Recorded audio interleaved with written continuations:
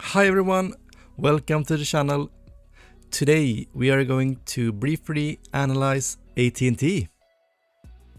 We will find out its dividend score, and after that we will check the valuation with the help of fast graphs.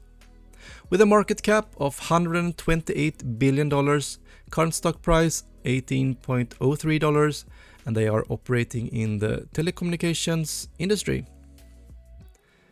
During the last 10 years, the stock price hasn't appreciated that well, and this is with the dividends reinvested. It's actually been about flat compared to the S&P, which has gone up 350%. Now for some fundamental data: sales growth 0.6%, earnings growth 5.7%, the forward earning estimates are actually negative 4.76%, and the return of capital isn't great either, 6.39.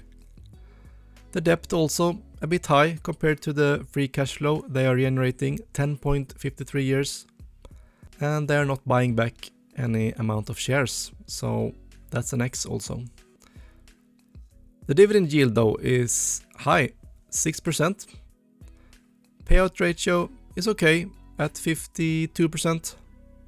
The growth rate though during the last 5 years is negative, and they recently slashed the dividend, so 0 growth years. That makes up for 2 out of 10 points, not that great. Okay, let's see if the valuation looks good at least. Here in fast graphs we can see that the earnings, which is the orange line, is a bit cyclical. It didn't fare too well during the recession, but after that it's been quite steady.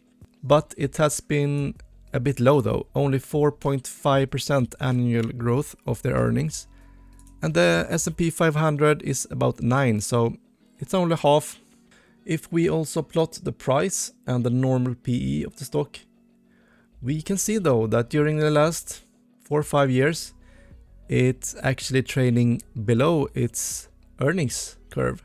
And if it's gonna return to its mean valuation, which is the blue line, we can actually expect the annual return of over 45%.